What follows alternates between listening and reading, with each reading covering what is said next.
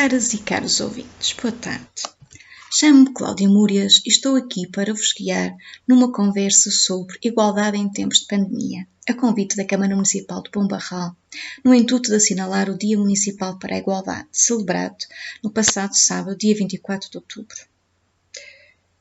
O convite foi-me dirigido porque, após uma década de formação avançada em Psicologia Social, o meu trajeto profissional tem passado por trabalhar com fundações e associações sem fins lucrativos no desenvolvimento e na avaliação de projetos de sensibilização e consciencialização para a cidadania, a igualdade e a não discriminação. E também no projetos de prevenção e de combate à violência de género. Estes projetos têm promovido a mudança de atitudes e de comportamentos, em particular ao nível da participação e responsabilidade cívica em diversas comunidades locais, de norte a sul do país, desde Viana do Castelo a Porto Alegre, passando por Coimbra, Porto ou Lisboa, sem esquecer Viseu ou Covilhã. Este trajeto permitiu-me o reconhecimento enquanto especialista de género pela Comissão para a Cidadania e Igualdade de Género.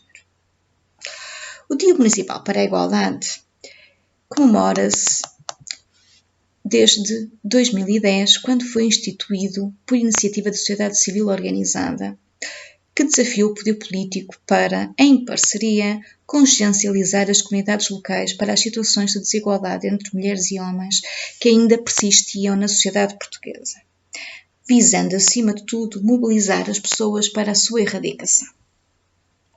Neste atípico ano de 2020, importa refletir sobre o impacto que a atual crise pandémica vai ter sobre estas desigualdades, bem como refletir sobre as fragilidades que o nosso sistema de proteção e de promoção dos direitos humanos tem manifestado ao longo destes anos, nomeadamente no acesso à educação, à saúde, à habitação, aos benefícios e apoios sociais e na procura de soluções inovadoras e desafiadoras destes complexos problemas sociais que nos têm surgido desde o início do século XXI. Algumas pessoas poderão pensar, mas a igualdade de género e os direitos das mulheres não estão já garantidos? Não, infelizmente não estão.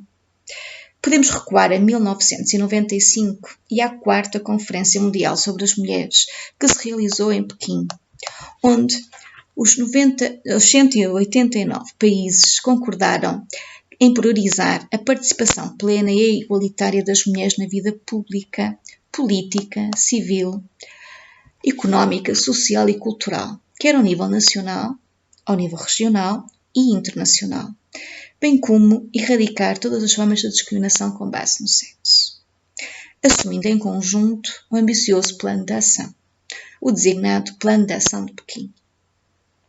Um quarto de século depois, é possível dizer que houve um progresso no que respeita aos direitos das mulheres, mas esta evolução foi gradual, desigual e insuficiente, como salienta Anita Bhatia, vice-diretora executiva da ONU Mulheres, no relatório de avaliação, publicado agora em setembro de 2020, na altura em que as desigualdades de género estavam mais evidentes derivado ao contexto da atual pandemia.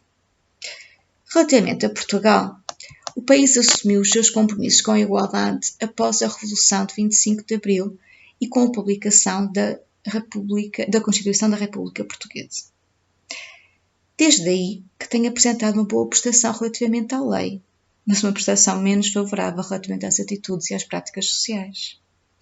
O que é que isto significa?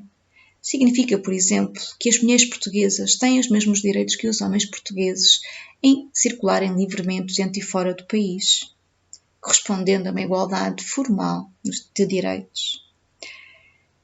Mas estas mesmas mulheres dizem sentir uma elevada percepção de insegurança quando andam sozinhas à noite na rua e, por esse motivo, evitam fazê-lo, o que corresponde a uma desigualdade de facto entre mulheres e homens, coartando a liberdade das mulheres, claro. Contudo, em termos comparativos, numa Europa a 28, e segundo o Índice de Indicador de Igualdade de Género de 2019, uma estatística recolhida e divulgada pelo Instituto Europeu para a Igualdade de Género, Portugal ocupou a 16ª posição, com uma pontuação 7,5 pontos abaixo da média da União Europeia. correspondendo a 59,9%. Não está mal. Vamos analisar este indicador através de várias áreas de medição das desigualdades e apresentando e refletindo com vocês o que é que se traduzem estas desigualdades.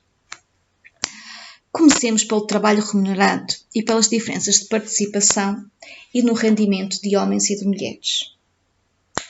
Analisando os dados relativamente à participação no trabalho, a taxa de emprego para as pessoas entre os 20 e os 64 anos corresponde a 72% para as mulheres e 79% para os homens. No entanto, entre 2005 e 2017, a taxa de emprego a tempo completo diminuiu, quer para as mulheres, de 47% passou para 45%, quer para os homens, de 64% passou para 56%. O que se traduziu numa maior precariedade e dificuldade de obtenção de rendimento. Este facto deveu-se muito à grande recessão, à crise económica global de 2008-2012, que, como vocês se devem lembrar, teve um impacto muito grande na nossa sociedade, com aprofundadas desigualdades sociais e empobrecimento da população, devido às medidas implementadas pela Troika, as designadas medidas de austeridade, que se traduziram no aumento de impostos e nos cortes de apoios sociais. Portugal é um país de baixos salários, nós já sabemos. Isso faz com que a maioria das famílias com filhos, homens e mulheres com filhos que vivem em casal, trabalham a tempo completo. Apresentam uma taxa muito elevada de emprego a tempo completo, correspondendo a 80% para as mulheres e 91% para os homens. O trabalho a tempo parcial é pouco expressivo e atrativo em Portugal, representando apenas 13% das mulheres e 8% dos homens. Em média, as mulheres trabalham 38 horas por semana e os homens 41 horas por semana. Mas há outras desigualdades entre mulheres e homens, nomeadamente nos diferentes setores de atividade, que constituem um problema esse facto. Porquê que constitui um problema? Temos uma concentração de mulheres na área da educação, da saúde e da ação social. 29% das mulheres trabalham nestas áreas, face apenas a 7% dos homens. Já quando se fala nas áreas da ciência, tecnologia, engenharia e matemática, apenas 9% das mulheres trabalham nestas áreas, contra 31% dos homens. Há, assim, aparentemente, empregos onde trabalham mulheres e empregos onde trabalham homens. O que é que esta situação se traduz? Traduz que a sobreavaliação do trabalho na área dos cuidados tem perpetuado, ao longo deste tempo todo, a desvantagem laboral das mulheres, uma vez que a prestação dos cuidados, em especial dos cuidados domésticos, cuidados de educação na primeira infância, serviços de saúde e assistência social, cuidados continuados ou de enfermagem, se caracteriza por baixos salários de remunerações baixas e elevadas exigências físicas e emocionais. Enquanto que os setores financeiros e económicos ou das ciências exatas, ocupados tradicionalmente e maioritariamente por homens, têm salários mais elevados. Esta dupla segregação, horizontal e vertical, os homens acabam por conseguir ter uma carreira mais rápida e maior na questão de começam, têm mais degraus para chegar ao topo da carreira, e vertical tem-se traduzido, nomeadamente, num constante diferencial salarial de género, o gender gap em inglês. É uma expressão muito utilizada quando se quer referir que o facto de ambos os sexos, homens e mulheres, trabalharem a tempo inteiro, mas as mulheres trazerem sempre menos dinheiro ao final do dia e ao final do ano para casa. As diferenças podem ser analisadas sobre vários ângulos e vários grupos diferenciados de mulheres e de homens. Por exemplo, num casal, independentemente de ter filhos ou não, as mulheres oferem menos de 1/4 do salário dos homens. Em comparação entre mulheres e homens, vendo as qualificações baixas, médias ou elevadas, as mulheres oferem cerca de 1/3 menos do que os homens. Esta situação tem-se mantido, mesmo que por vezes vá melhorando. Não é fácil de intervir e é uma desigualdade que persiste e que traduz numa forte dificuldade económica para as mulheres. Esta situação traduz, nomeadamente, o facto das mulheres estarem em situação de maior risco à pobreza, porque a situação faz com que aquelas mulheres sejam o grupo que, apesar de trabalhar, continua a receber salários tão baixos em Portugal, que não saem do nível de pobreza e precisam, com muita dificuldade, de alguns apoios para conseguir lidar e gerir o seu orçamento ao longo do mês. Estas situações dificultam, complexificam-se e tornam-se mais difícil de intervir quando se analisa outras variáveis para além do sexo, ou seja, quando se acrescentam outros fatores de discriminação, como, por exemplo, a escolaridade, a nacionalidade, a etnia, a orientação sexual ou outras. As diferenças subsaem e fragilizam mais as mulheres nestes grupos sociais do que as mulheres de um grupo social com escolaridade elevada, por exemplo. Efetivamente, analisando as pessoas nascidas fora de Portugal, mas que vivem em Portugal, verificamos que as mulheres nascidas no estrangeiro oferem menos 32% dos salários dos homens nascidos no estrangeiro. Um valor que, comparativamente com as mulheres e com os homens nascidos em Portugal, diminui para 23%. Ou seja, nascer fora de Portugal e viver em Portugal traduz num maior risco de pobreza e num maior risco de se ter um salário menos elevado. No entanto, entre 2005 e 2017, as desigualdades na distribuição de rendimentos entre homens e mulheres têm diminuído. As mulheres, em média, oferem cerca de 84 cêntimos por cada euro que o homem ganha por hora, o que resulta numa disparidade salarial de género de 16% atualmente. Em termos de pensões, esta disparidade é maior e atinge um valor de 32%. As diferenças de carreiras contributivas têm um impacto aqui e explicam porque é que este valor é maior. Contudo, nos últimos tempos o risco de pobreza tem-se mantido idêntico. Desde 2005 este risco não tem mudado significativamente. 19% das mulheres encontram-se em risco de pobreza contra 18% dos homens. As pessoas que estão mais expostas ao risco de pobreza inserem-se em determinados grupos. 33% constituem-se famílias monoparentais. 26% jovens com idades entre os 15 e os 24 anos. E 25% mulheres e pessoas solteiras. 24% pessoas com baixas qualificações. Como já disse, as mulheres representam também a maioria das pessoas trabalhadoras em situação de pobreza. 54%. Mais de metade.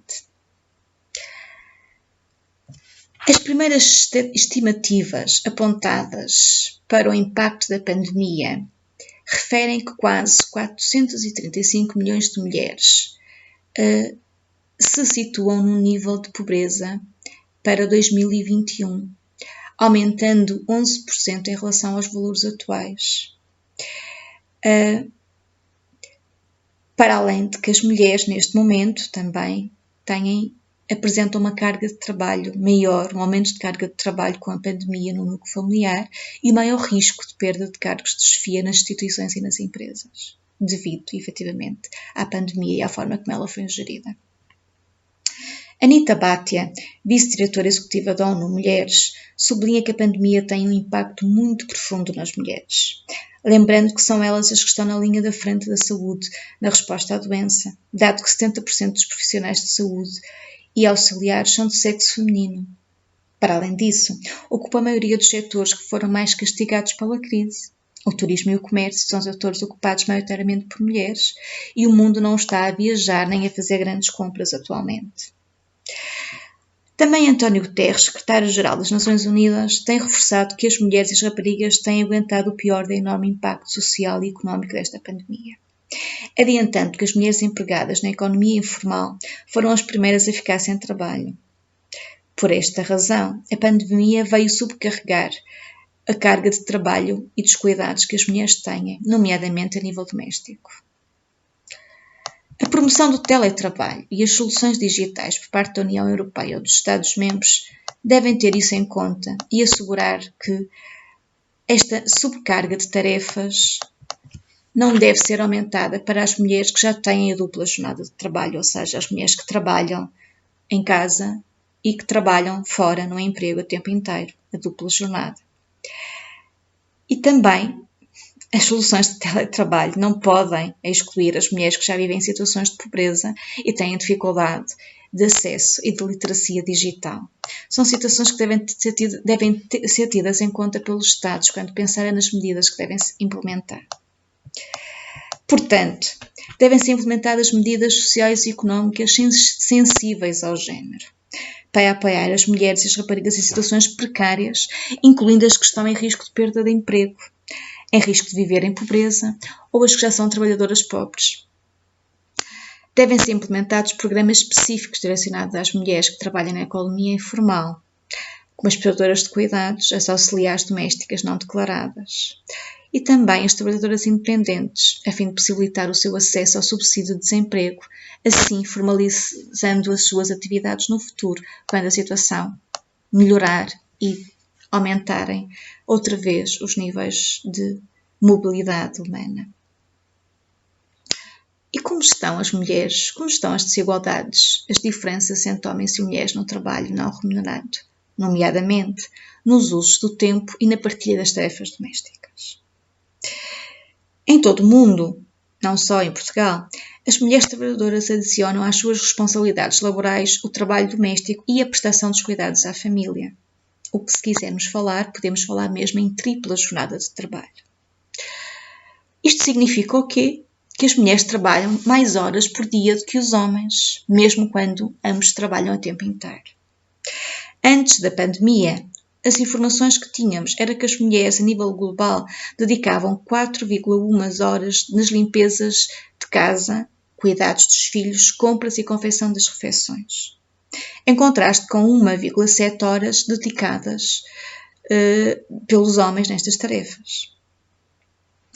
Em Portugal, a estatística mais recente sobre os usos de tempo revela que a situação tem melhorado ao longo das últimas décadas. Os homens têm partilhado mais as tarefas e têm trabalhado mais horas nas tarefas, quer domésticas, quer parentais.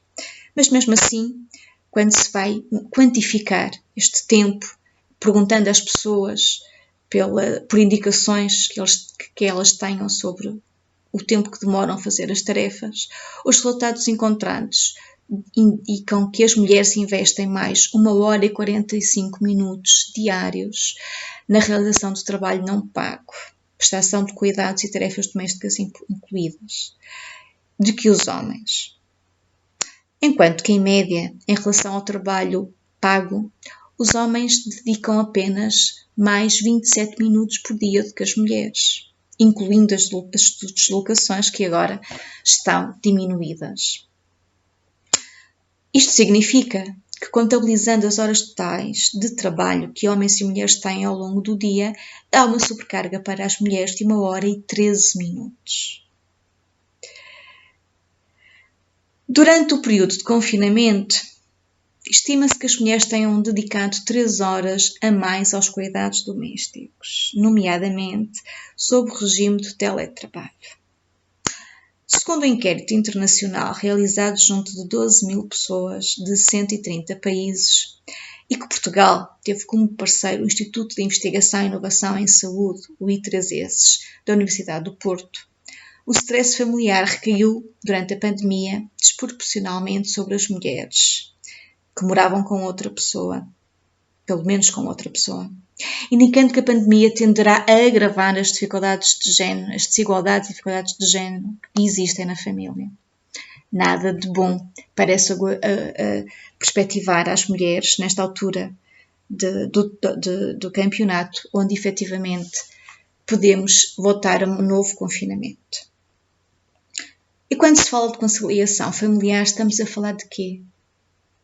Quais são as desigualdades no uso das licenças parentais, no apoio à família e quais são as dificuldades que as pessoas, homens e mulheres, sentem em relação aos serviços de apoio à família que o Estado oferece? Como é a situação de Portugal nesta área? A licença parental ajuda pais e mães a conciliarem as suas obrigações de prestação de cuidados neonatais com a vida profissional. É essencial, é um direito essencial. Contudo, muitas vezes, os potenciais pais e as potenciais mães não têm acesso à mesma, dado que a sua elegibilidade poderá depender de critérios como o facto da pessoa ter um trabalho remunerado ou não, o estatuto da pessoa trabalhadora, ser trabalhadora por conta de outrem, ou trabalhadora independente, ou sócia-gerente, o setor de trabalho em que trabalha, as trabalhadoras rurais, agrícolas e domésticas não têm acesso direto às licenças parentais, ou então o próprio tempo de serviço.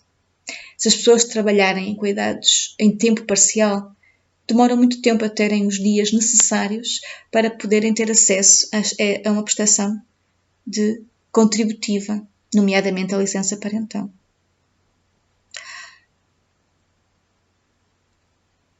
Esta situação é grave nos dias atuais, porque as mudanças que têm ocorrido realmente no mercado de trabalho têm permitido a proliferação de formas de emprego atípicas e precárias. Contratos temporários, contratos falsos, recibos verdes, trabalho a pedido, trabalho informal, trabalho baseado em senhas. Há imensas formas informais de trabalho que realmente dificultam o acesso aos direitos laborais, nomeadamente aos apoios à família, e que têm intensificado as preocupações relativamente ao apoio que os progenitores conseguem obter do Estado para poderem conciliar o trabalho e a família e a prestação do seu papel enquanto pais ou mães recém-chegados à nova tarefa tão exigente, tão emocionalmente exigente, como falamos há pouco.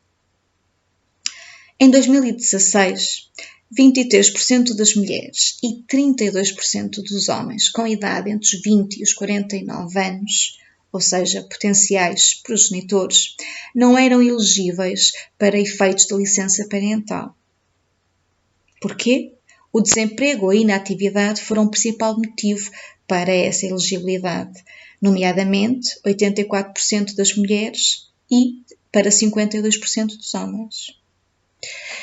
As restantes 16% das mulheres e 48% dos homens não eram elegíveis para a licença parental devido ao tempo de emprego ser insuficiente.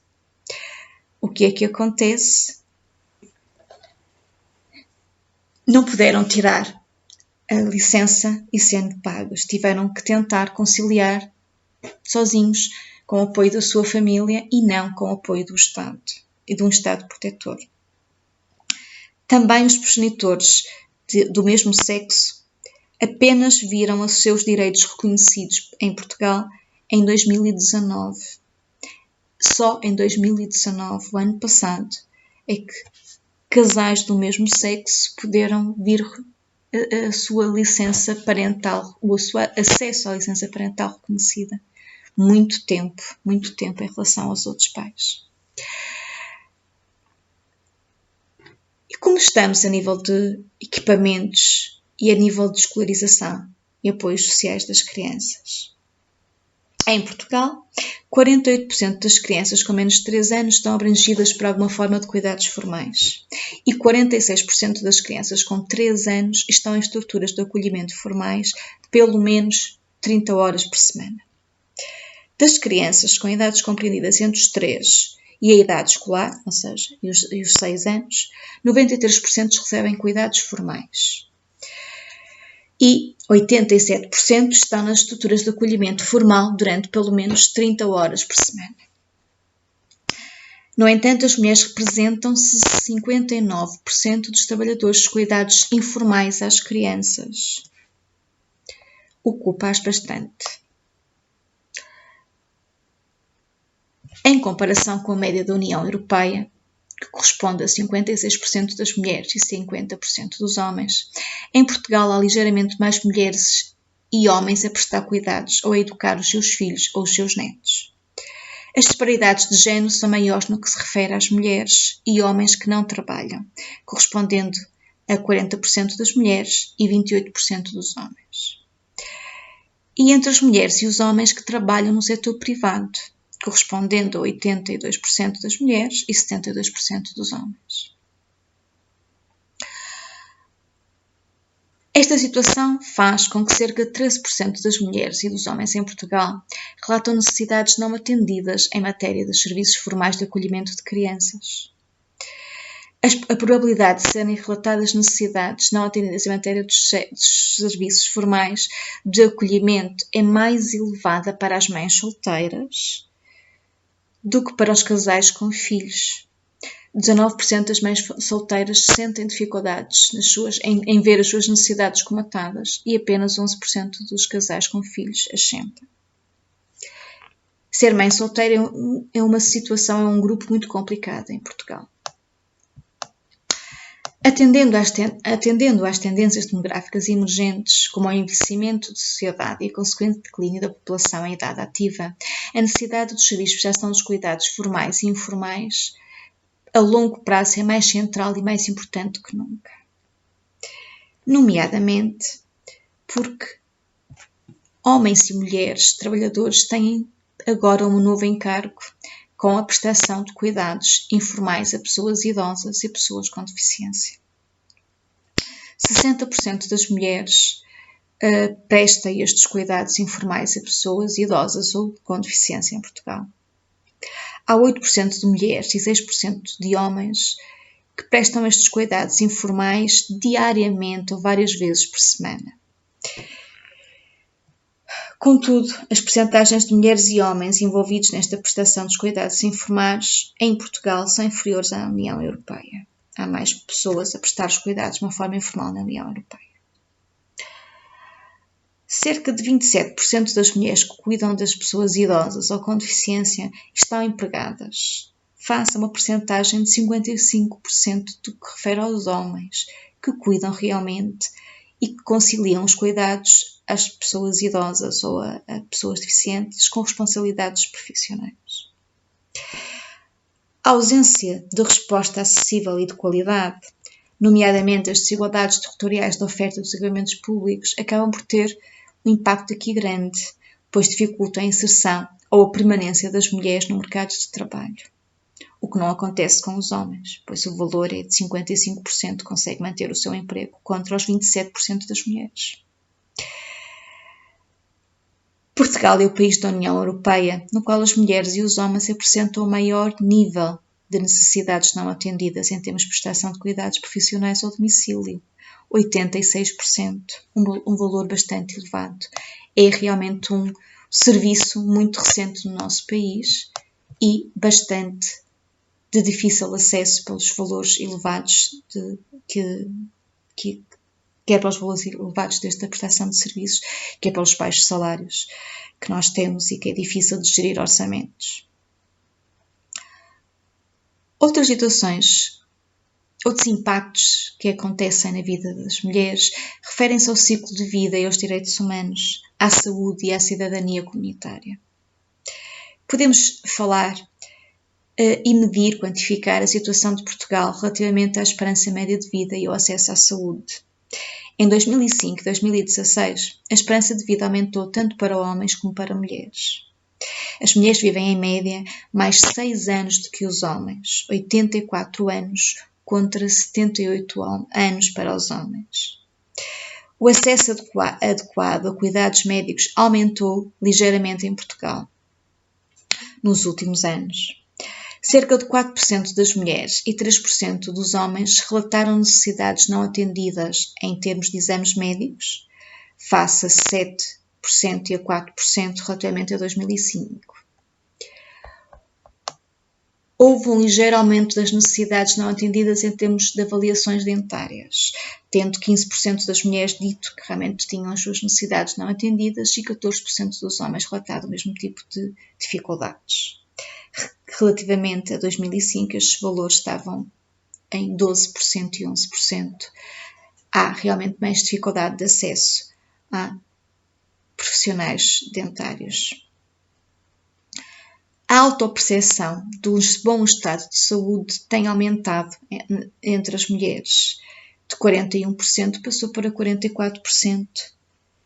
E também tem aumentado entre os homens. De 51% passou para 54%, no período relativo entre 2005 e 2017. No entanto, quando se vai avaliar em termos de satisfação, comparar o país, Portugal, com os outros países da UE, da União Europeia, o Portugal, apresenta o terceiro pior nível da União Europeia em termos de satisfação no que se refere à saúde. Ou seja, os nossos avanços nesta década têm sido positivos, mas efetivamente ainda nos mantêm muito afastados do nível de vida médio europeu e dos cuidados, nomeadamente da responsabilidade que os serviços públicos devem ter. O facto de não haver com facilidade médicos dentistas nos centros de saúde é um facto negativo e que se vê aqui pelas dificuldades e pelas necessidades não atendidas realmente nestas áreas, como em psicologia ou outras áreas, ou mesmo pediatria, que há poucos pediatras nos centros de saúde de proximidade. Quando se analisa a satisfação com a saúde, também encontramos impacto de diferentes variáveis na sua avaliação. E uma delas é o nível de escolarização, ou seja, as disparidades de género são maiores em detrimento das mulheres entre as pessoas com baixos salários de escolaridade, entre os pais e as mães solteiras e entre as pessoas solteiras sem filhos. Nomeadamente, as pessoas solteiras sem filhos têm 22 pontos percentuais, as mães e os pais solteiras 17 pontos percentuais e as pessoas com baixos níveis de escolarização 14 pontos percentuais. Outro dado importante que se pode falar é a vulnerabilidade económica que as mulheres têm e que reforça as suas desigualdades no acesso aos direitos sexuais e reprodutivos. Independentemente da região do mundo onde as mulheres vivem, as mulheres com baixos salários ou baixos rendimentos vivem em situação de pobreza e têm realmente menos acesso a verem os seus direitos sexuais e reprodutivos satisfeitos, incluindo neste leque de direitos o acesso ao planeamento familiar, a uma gravidez assistida e, nomeadamente, por profissionais qualificados e mais obstáculos ao exercício dos direitos reprodutivos. Um grupo que se destaca pela negativa é o grupo das mulheres ciganas. Em termos culturais, as mulheres ciganas têm tido realmente problemas acrescidos de acesso à saúde sexual, existindo um valor quase residual das mulheres que fazem os exames a nível de ginecologia e a nível de prevenção de algumas situações, nomeadamente dos cancros. O número das mulheres ciganas e mesmo das raparigas ciganas é bastante residual. Muitas não fizeram mesmo nenhuma vez uma mamografia ou exame de Papa Nicolau. É um grupo que tem realmente que se destaca pela negativa em relação ao grupo das mulheres nascidas em Portugal e com uma etnia caucasiana. Também as mulheres com deficiência têm problemas acrescidos de acesso à saúde. Encontram-se em desvantagem, não só no acesso à saúde, como no acesso à educação, à formação profissional e aos apoios sociais que estão. Sendo muito difícil, por exemplo, manterem ou imaginarem sequer, perspectivarem que possam ter uma vida independente. Poucas mulheres e mesmo homens com deficiência veem como seu objetivo de vida o conseguirem ter uma vida independente, que tenham um apoio específico no seu cuidado, mas que não tenham que viver com pessoas da família num sistema completo de dependência e que possam, por exemplo, desenvolver os seus direitos, quer do direito à saúde, quer do direito à sexualidade, quer do direito ao trabalho, de uma maneira que não sintam como negativa e penalizadora das suas circunstâncias em relação a nós, à população maioritária e sem incapacidade. A crise pandémica não veio de todo facilitar a gestão desta situação. Todo o serviço de saúde foi posto em xeque, o acesso à saúde paralisou, consultas e cirurgias no Sistema Nacional de Saúde tiveram parados durante meses, praticamente em todos os hospitais. As regras impostas pela pandemia vieram afetar todas as pessoas. O confinamento teve impacto psicológico nas pessoas e as questões de saúde mental ganharam uma nova preocupação. A geração entre os 36 e os 45 anos é aquela que tem mostrado maior ansiedade e maior stress com a situação pandémica. Embora a população juvenil, ou seja, mais nova, dos 20 aos 34 anos, é a população que tem maior vulnerabilidade, aos riscos sociais, económicos e emocionais, porque tem uma rede social de apoio mais frágil, menor e menos profunda, com laços menos profundos, ou seja, uma rede social de apoio que seja eficaz neste combate à ansiedade. Contudo, é realmente a geração entre os 36 e os 45 anos que está mais ansiosa, porque é a geração que tem assumido mais tarefas e tem visto a sua situação de maior sobrecarga. A pandemia realmente colocou a saúde mental na agenda e pôs as pessoas não só a pensar sobre o que deve ser uma política de saúde mental, como pôs as pessoas a pensar sobre a sua saúde mental. Há décadas que se tem reclamado a necessidade de articular as respostas, nomeadamente a nível mundial, sobre a prevenção da saúde mental das populações e dos próprios profissionais de saúde em situação de crise de saúde, incluindo também aqui os bombeiros e outros profissionais que trabalham em situações de crise e de emergência e que têm uma intensidade e um fator de risco acrescido devido a essa intensidade emocional com as suas tarefas profissionais. A Organização Mundial de Saúde refere o conceito de saúde mental como um direito que todas as pessoas têm de ter consciência das suas capacidades, enfrentar o stress normal do dia-a-dia que não seja paralisante e extenuante e que possam contribuir para a qualidade de vida da comunidade onde estão inseridas, através de um trabalho. Já não é esperado, já não é bem visto pensar que as pessoas, quando estão com menos saúde mental, ou as pessoas que têm doença mental e perturbações emocionais, que devem ser afastadas da comunidade.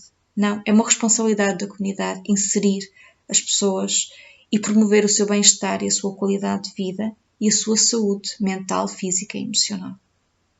Os desafios são grandes, nomeadamente com esta crise, com novas formas de novas doenças, toda esta sobrecarga, todo este ritmo rápido, toda esta digitalização dos meios de relacionamento humano tem desafios grandes, muito grandes, que colocam-nos problemas, que procuram por desenhar, pensar e definir soluções que não podem ser as soluções encontradas no século XX. O século XXI é exigente e temos que tentar perspectivar novas formas de estar para que a gente consiga efetivamente atingir melhores níveis de qualidade de vida a nível global.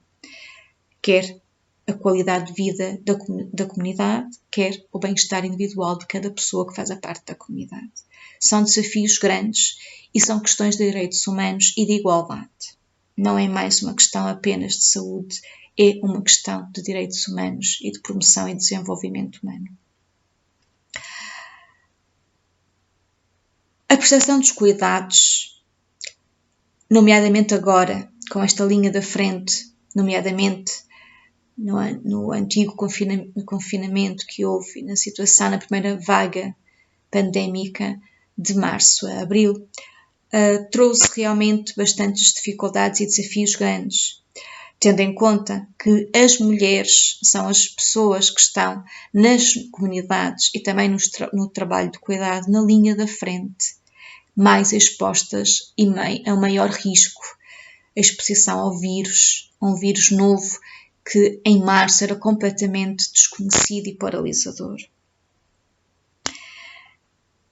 Por esse motivo, não podemos resolver as situações, não podemos pensar em soluções e em respostas que não sejam incluir as mulheres na reflexão, no planeamento, na capacidade de desenhar e implementar as atividades de prevenção e de envolvimento da comunidade no combate à pandemia. É essencial e é uma questão de justiça e de direitos humanos. Todas as pessoas devem ter voz e devem falar da sua posição social onde estão inseridas, defender a sua posição, explicá-la, apresentá-la. É assim a perspectiva da participação enquanto cidadania implica estas novas abordagens. A cidadania não é mais só uma questão de voto e de eleger os nossos representantes e representantes de vários partidos para nos governarem ou para nos representarem e procurarem construir, através do Parlamento, leis que nos rejam e que nos protejam e que protejam e defendam os nossos direitos humanos. Não, as democracias passam por uma questão de participação e as mulheres não podem ficar excluídas desta participação, nem as mulheres, nem as crianças, nem a juventude. Portanto, a resposta de emergência ao surto de Covid-19 significa também que os serviços de saúde sexual e reprodutiva não podem ser desviados para lidar com o surto. Os recursos têm que estar destinados e a funcionar em pleno, independentemente das dificuldades e da vaga ser maior ou menor em cada país e, nomeadamente, também em Portugal. O país tem que dar resposta ao Sistema Nacional de Saúde ou o Sistema de terceiro setor, o sistema de apoio e não o Sistema Nacional, devem trabalhar em conjunto, de forma a que consigam efetivamente manter os níveis de cuidado às mulheres na sua gestão dos direitos de acesso à saúde sexual e reprodutiva, para evitar situações como nos aconteceram durante a crise pandémica, do aumento da mortalidade materna e neonatal. Algo que tinha sido um dos nossos ex-libris dos últimos 40 anos. Temos atingido valores residuais de mortalidade materna e neonatal.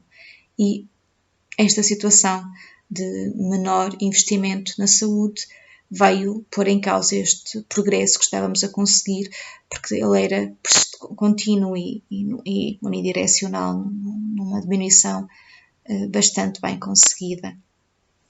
Não podemos voltar para trás aqui, porque estamos a falar de vidas humanas e de situações que estão não novas e, por conseguinte, que têm a resposta.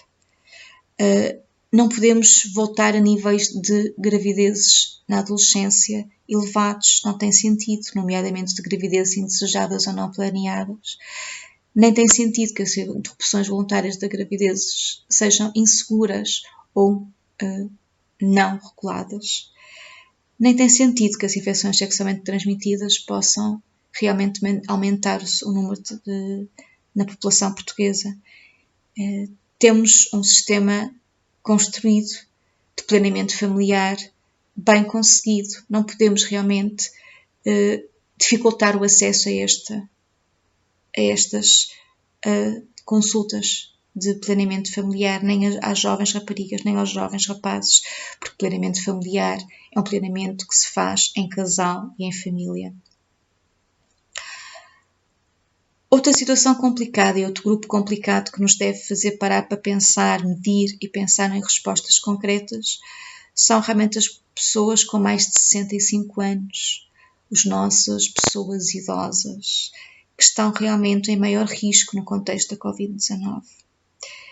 Particularmente as mulheres, pois as mulheres representam mais de metade da população idosa.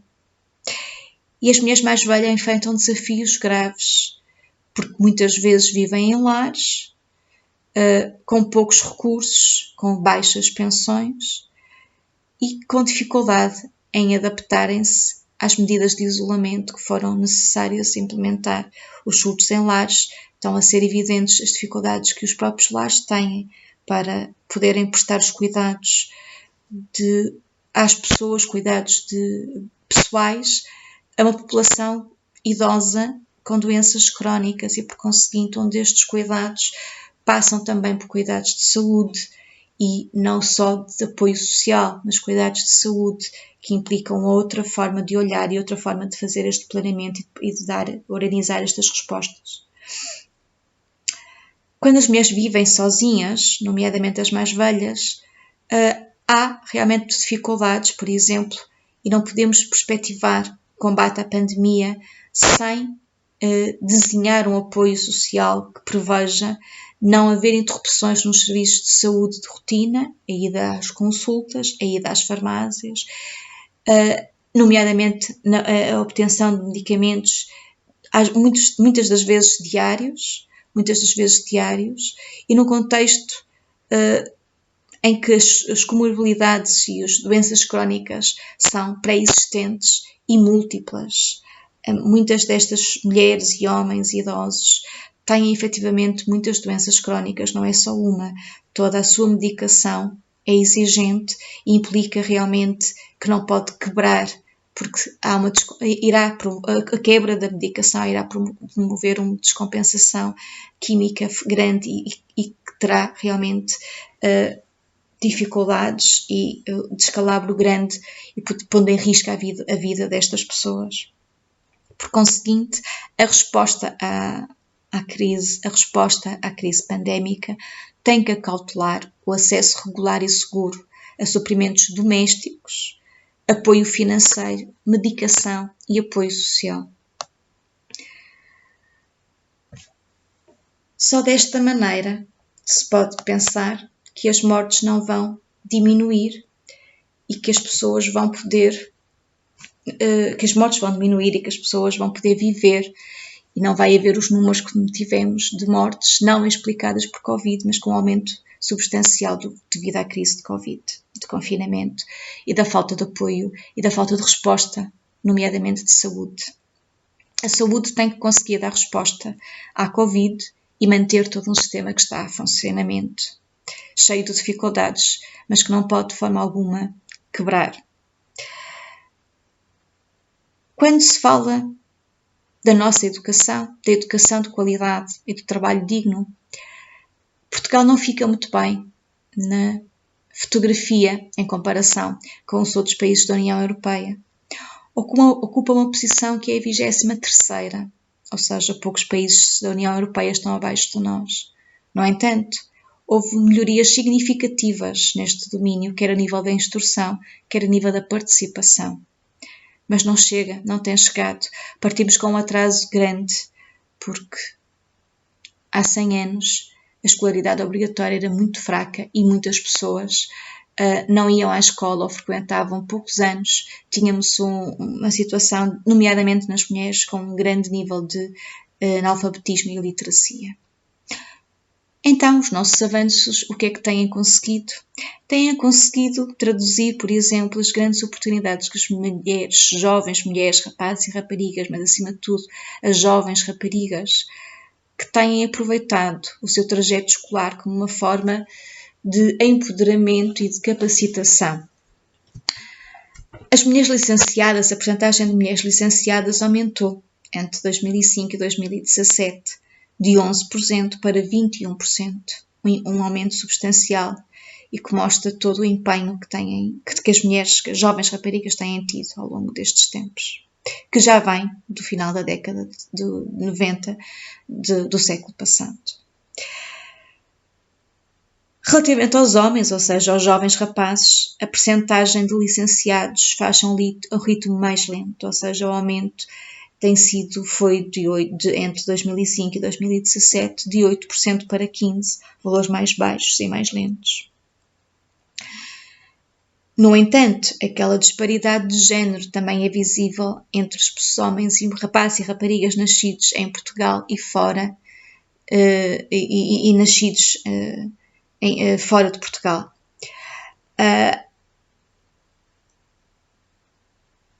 Há grupos específicos, há grupos sociais, quer as comunidades de afrodescendentes, quer realmente a comunidade cigana, onde a escolaridade e a escolarização não têm a mesma representação social dentro destes grupos. E porque isso, o abandono escolar ainda se tem mantido com níveis mais elevados do que para realmente a população maioritária de Portugal. Estes dados mostram-nos realmente a norma e os valores, a tendência que tem sido conseguida ao longo destes últimos anos pelo país, mas realmente temos que alertar que há grupos que precisam de maior apoio, e nomeadamente as raparigas ciganas são um desses grupos. Nesse sentido, Portugal ainda não atingiu o objetivo nacional da estratégia europeia, que era chegar a 2020 com 40% de pessoas licenciadas entre os 30 e os 34 anos. A taxa atual é de 34%. Sendo que, efetivamente, as mulheres licenciadas desta idade, entre os 30 e os 34 anos, destacam-se em relação aos homens licenciados desta idade. Há 43% de mulheres e 24% de homens. Os trajetos das mulheres, a escolaridade, tem sido realmente uma aposta forte na mobilidade social, nomeadamente, e no empoderamento das mulheres. Também a participação na aprendizagem ao longo da vida tem aumentado para ambos os sexos de 2005 a 2017. De 11% passou para 15% no que se refere às mulheres e de 11% passou para 16% no que se refere aos homens. Ou seja, se os homens saem mais cedo, abandonam mais cedo a escola, efetivamente continuam a sua aprendizagem ao longo da vida através das escolas de segunda oportunidade ou através das novas oportunidades ou de outros quadros e de escolas de segunda via que dão outras oportunidades de aprendizagem e qualificam e certificam os conhecimentos das pessoas adultas. No entanto, realmente, este é um desafio grande ainda para Portugal. É um valor onde Portugal não está bem e que tem muito ainda a fazer.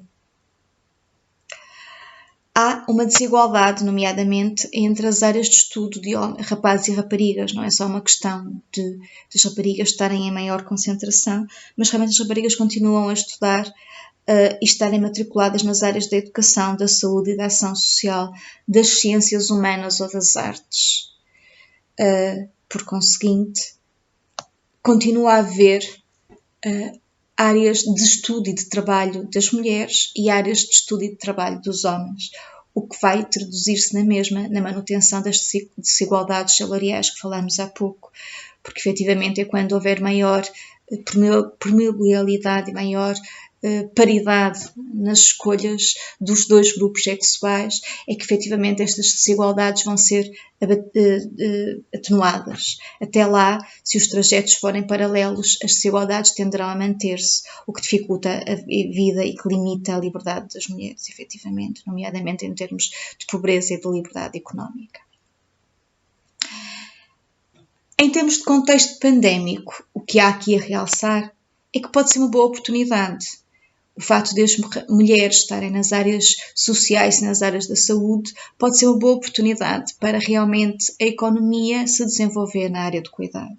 Ou seja, a criação de emprego que deve ser promovida, que deve ser subsidiada, que deve ser desenvolvida, tem que ser tem que ser empregos nas áreas dos cuidados, da saúde. Tem que ser aqui que o país tem que criar vagas e criar vagas com condições de trabalho, com salários dignos e que permitam o investimento em carreiras profissionais gratificantes para que efetivamente a resposta seja positiva para os grupos que trabalham na área e para os grupos que usufruem desses serviços e desse trabalho. É muito importante o investimento pelos governos nas áreas profissionais da saúde, no equipamento hospitalar, nos hospitais e nas infraestruturas da saúde. Isto são investimentos do futuro que urge realmente resolver, que urge implementar e que irão melhorar as condições de trabalho das mulheres e os seus próprios salários. Analisando a democracia, a cidadania, as políticas públicas para a igualdade de género, a liderança e o empoderamento das mulheres, que dados serão importantes salientar e como é que o país está perante a União Europeia? Os avanços têm sido consideráveis. Porquê? Porque, efetivamente, politicamente, Portugal, em 2006, aprovou a Lei da Paridade. E a Lei da Paridade teve impacto em aumentar o número de mulheres que participam na política ou em cargos políticos nas várias áreas diferentes da política, a nível nacional, a nível local, mas realmente nos órgãos eletivos da política as mulheres tiveram que ser chamadas e tiveram que dizer presente, tiveram que estar nas listas, tiveram que concorrer, que ganhar votos, que participar. Não tinham mais desculpa para ficar em casa, tal como os homens não tinham mais desculpa para não procurarem as mulheres e não as cativarem para a política, como tinha acontecido até então. É uma das áreas que efetivamente melhorou a nível político, mas realmente a nível social não. E daí que as novas políticas, as novas medidas políticas nos últimos 3 anos têm introduzido por uma extensão da aplicação da Lei da Paridade a outras áreas, nomeadamente às áreas empresariais e à administração pública. Olhando para os números, o que é que nós temos? Temos que, efetivamente, que a Lei da Paridade promoveu a participação política das mulheres no Parlamento, passando de 20% para 36%, que é obrigatório por lei. Em 10 anos, numa década, aumentou-se significativamente o número de participação das mulheres. Está conseguida. Está tão bem conseguida que, efetivamente, a última alteração da lei implicou que este limite deixe de ser 33% e tenha passado para 40% o ano passado.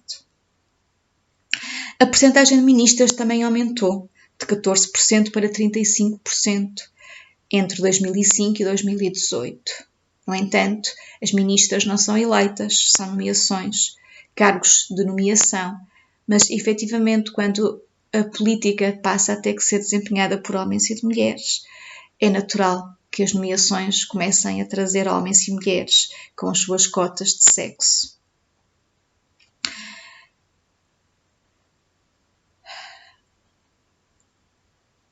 As assembleias regionais estão um bocadinho menos bem conseguidas porque a Lei da Paridade não tem ainda implicação ou não é ainda aplicada nas regiões autónomas e, por conseguinte, as mulheres neste momento representam apenas 24% dos membros das assembleias regionais. Contrariamente, nomeadamente, nas assembleias municipais, nas freguesias, onde efetivamente as cotas tiveram implementação e também se promoveu este aumento de participação das mulheres. A Lei da Paridade pode-se dizer que tem uma boa avaliação e daí esta necessidade de hoje em dia ser aplicada ao poder económico, para que efetivamente deixe de se estranhar as mulheres na chefia e na liderança e se passe a entranhar. A percentagem de mulheres nos conselhos de administração do Banco Central passou de 0% para 33% entre 2005 e 2018, com a aplicação desta lei, que foi introduzida em 2017 e, por conseguinte, está a ter os seus frutos agora, muito recentemente, nos anos antes da crise pandémica. Esperemos que a crise pandémica não venha introduzir aqui um processo, não venha trazer recuos. A percentagem de mulheres nos conselhos de administração das maiores empresas cotadas em bolsa mais do que triplicou com a aplicação desta lei. Em 2005 tinha 6% de mulheres, em 2018 passou a ter 19%. Também os conselhos de administração das organizações de financiamento e de investigação passaram a ter 36% de mulheres e os órgãos de radiodifusão públicos passaram a ter 33% de mulheres nos órgãos de gestão. Portanto, o caminho está-se a fazer, está-se caminhando e vamos medindo, porque esta é uma medida que é temporária e, por conseguinte, implica a sua avaliação e a sua alteração quando deixar de fazer sentido, quando deixar de ser necessária. Quando falamos de situações de crise, podemos vê-los como oportunidade para as mulheres poderem assumir novos papéis e novas responsabilidades. Esta crise pandémica traz, mais uma vez, este desafio grande. O que os dados nos dizem é que as mulheres, quando apoiadas durante a adolescência, têm o potencial de transformar o mundo, passam a acreditar em si, passam a perspectivar o seu futuro, passam a ser responsáveis pelos seus e as suas filhas e acabam por mudar todo um país, toda uma comunidade, promovendo o seu desenvolvimento, nomeadamente a nível humano e no desenvolvimento que tem sido mais sustentável, mais justo. Portanto, o investimento no empoderamento das jovens mulheres tem uma dupla vantagem. Permite o desenvolvimento e o acesso aos plenos direitos das pessoas no seu presente, não é? Uma questão de justiça no presente, e promete também um futuro mais justo e mais próprio, um desenvolvimento humano mais sustentável, sendo que efetivamente isto permite combater, por exemplo, as alterações climáticas, os conflitos políticos, a prevenção de doenças e mesmo pensar na obtenção da Agenda 2030 conseguida com um tal empoderamento das mulheres. Não é por acaso que a Greta Thunberg é uma jovem rapariga que saiu e se tornou líder aos seus 16 anos, quando realmente se empoderada pela família e por uma sociedade com grande participação cívica, veio ser reconhecida como a líder jovem a nível mundial.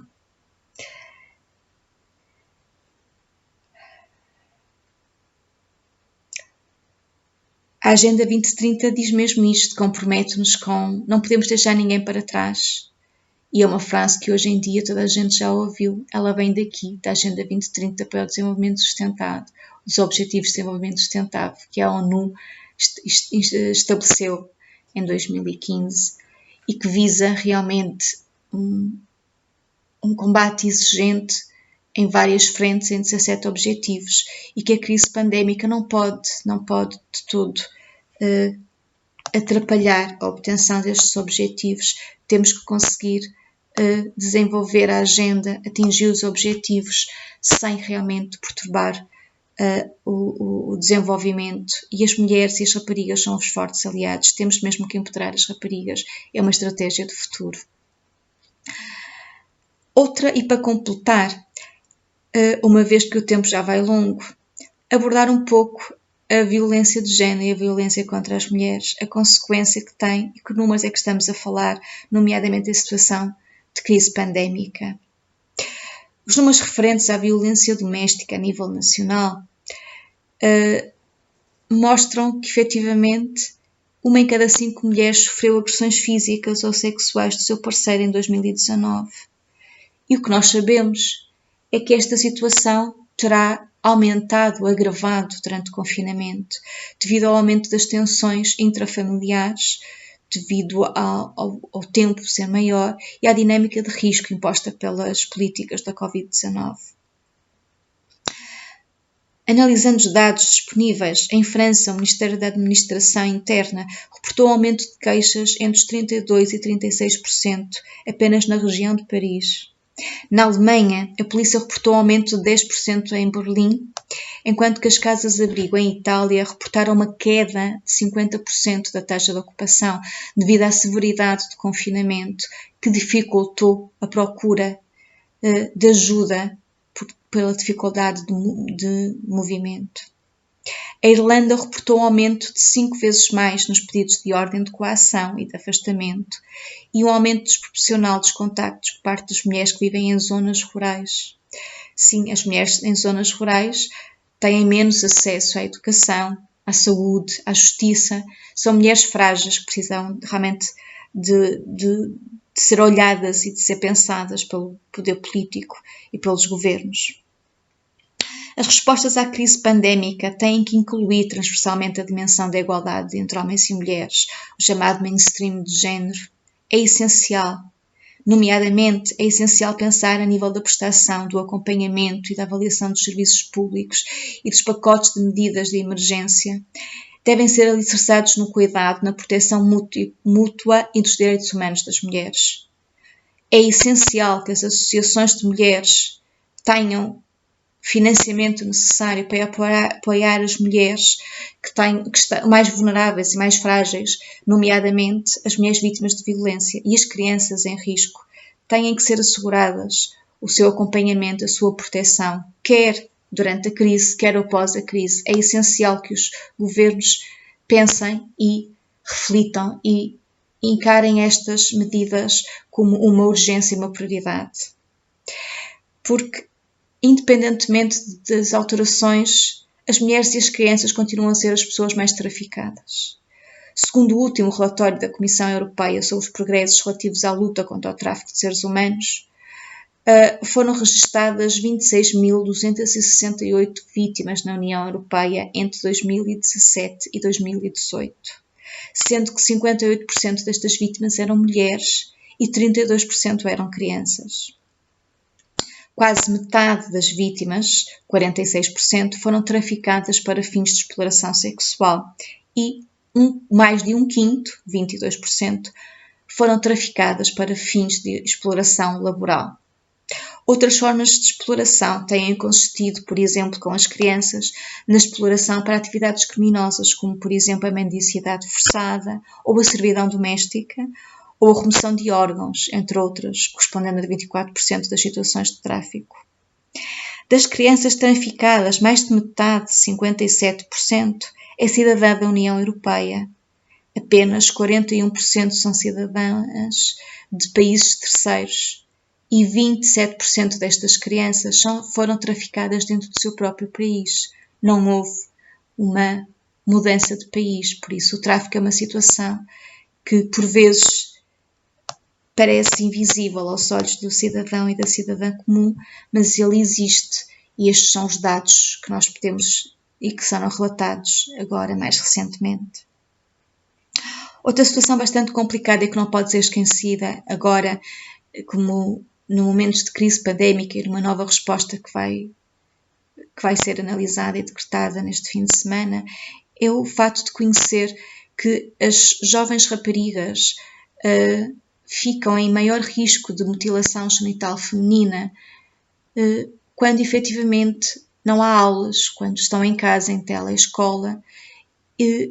Todo este controle, toda esta verificação, todo este apoio de sinalização passa a ser mais despercebida à sociedade e estas jovens ficam mais sozinhas com uma situação de violência de género com valores bastante elevados e que estes protegem e que eles promovem traumas e situações traumáticas bastante elevadas e bastante duras de se resolver.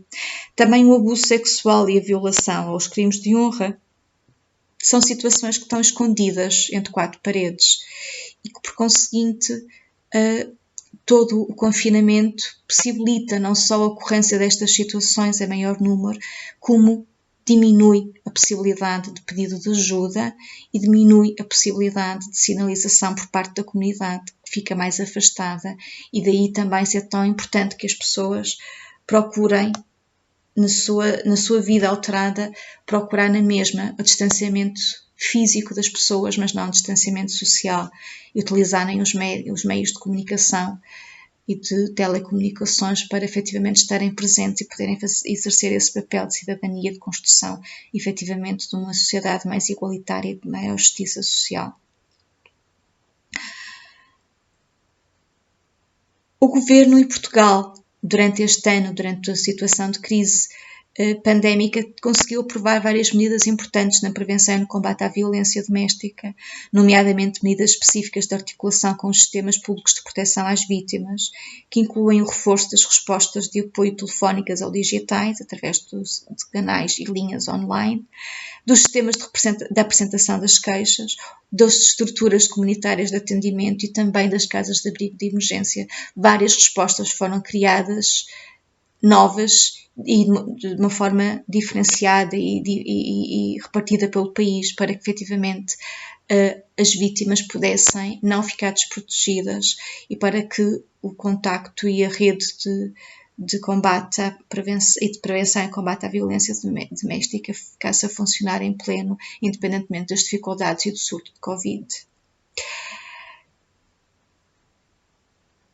E como o tempo já vai longo, despeço-me de vocês convidando-os a continuarem esta nossa reflexão, consultando o Índice de Igualdade de Género de 2020, ou seja, que o Instituto Europeu para a Igualdade de Género vai lançar estes dias, no final do mês, os novos indicadores em relação a Portugal e aos outros países.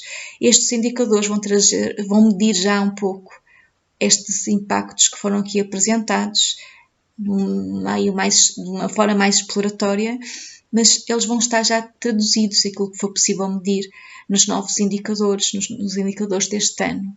Por isso, se gostaram de estar aqui a conversar e porque efetivamente passamos o tempo necessário que este podcast e que esta conversa é possibilitada, despeço-vos dizendo, reflitam, pensem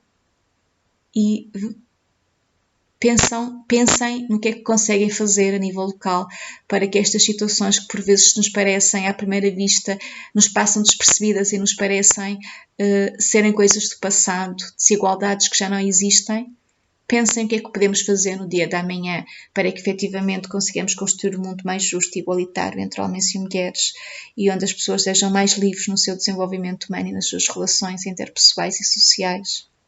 Foi um prazer estar aqui convosco. Desejo-vos um bom final de tarde e um bom fim de semana. Até breve.